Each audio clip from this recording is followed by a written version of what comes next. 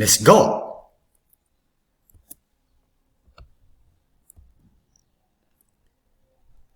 Obboleessaaf obboleettii ditimiin obboloota.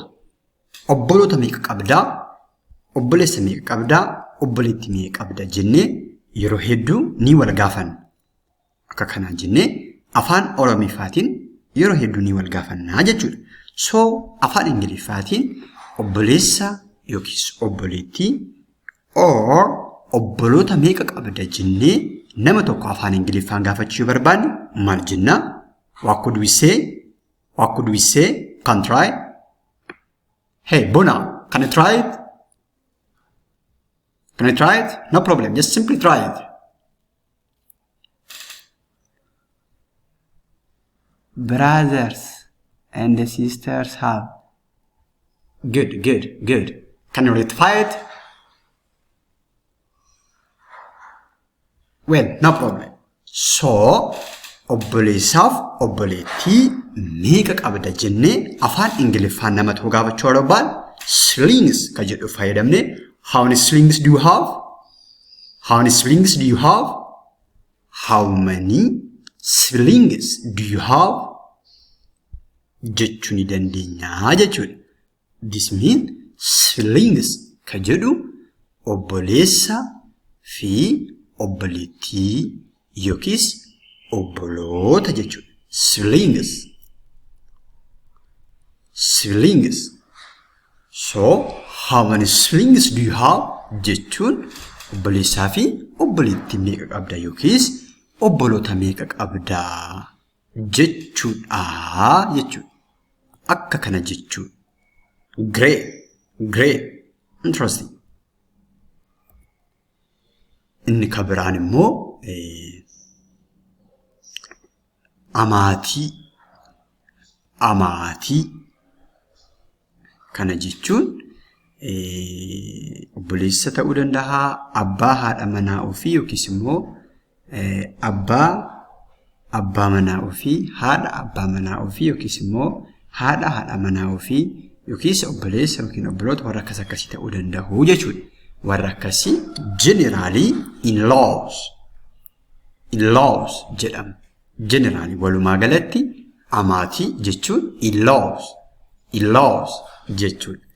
Fakkeenyaaf abbaa manaa, abbaa haadha manaa koo, abbaa haadha manaa koo jechuu yoo barbaanne abbaa haadha manaa kooti. Inni kun abbaa haadha manaa kooti yookiin inni sun abbaa haadha manaa kooti jechuu yoo barbaanne maal jenneerra amaatiin in-laws jenneerra.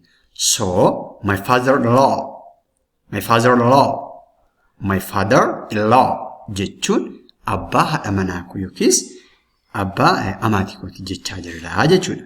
Abbaa haadha manaa koo. My father-in-law. My father-in-law. Akkuma kanallee obboleessa haadha manaa koo jechuu yoo barbaannes inni obboleessa haadha manaa kooti. Inni obboleessa haadha manaa kooti. Isheen obboleettii haadha manaa kooti. Kanaaf kan kana fakkaatan. By the way, haadha manaa qofa osoo hin taane abbaa manaaf illee vice versa isaa sirrii madha jechuun obboleessa abbaa manaa koo obboleettii abbaa manaa koos jechuu ni dandeessi jechuudha. Obboleessa abbaa manaa koo yookiis obboleettii haadha manaa koos jechuu ni dandeessi jechuudha. In-lawuun kun sana lamaaniifuu ni fayyadamu. So, my brother-in-law, my brother-in-law jechuun obboleessa haadha manaa kooti. Obboleessa haadha manaa koo jechaa jira. Fakkeenyaaf inni obboleessa haadha manaa kooti jechuu barbaad kan ta'e that he is my brother-in-law. He's my brother-in-law. He's my brother-in-law jechuu ni dandeenya jechuudha. Inni obboleessa haadha manaa kooti. Similarly, inni obboleessa abbaa manaa kooti jechuu yoo barbaannes he's my brother-in-law.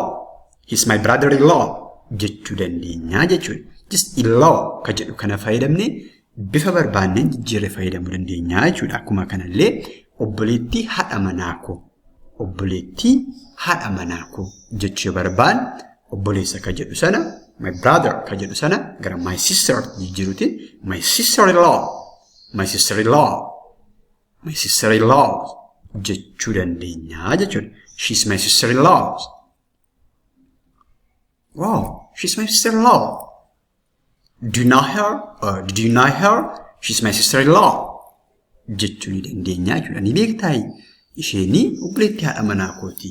Isheen obboleettii haadha manaa kooti ni beektaa jechuudha baan. Bifa kanaatiin wow, did you know her? Do you know her so far? She's my sister-in-law. She's my sister-in-law. Jechuu ni dandeenya jechuudha. Akkuma kanallee obboleettii abbaa manaa kooti jechuudha baan. Same sentence kana fayyadamna jechuudha. Good. Good. Interesting. Ani obboleessa haadha manaa koo hin jaalladhu. Afaan Ingiliffaatiin ani obboleessa haadha manaa koo gonkumaa hin jaalladhu. Hin jaalladhu ani isa hin jaalladhu jechuu yoo barbaanne afaan Ingiliffaatiin maal akka jennu deebii keessan komentii jala nuuf kaa'aa. Put your answer in the comment section. Put your answer in the comment section. Leave your answer in the comment section. Deebii keessan komentii jala kaa'uu hin dagatinaa. Deebii keessan komentii jala kaa'uu hin dagatinaa. Inni obboleessa abbaa manaa kooti. Inni obboleessa abbaa manaa kooti jechuu yoo barbaannes afaan Ingiliffaatiin maal akka jennu deebii keessan komentii jala nuuf kaa'aa. Put your answer in the comment section. Put your answer in the comment section. See again. Thank you. Thank you. Oral English. You're perfect and the #1 choice. Good. Good.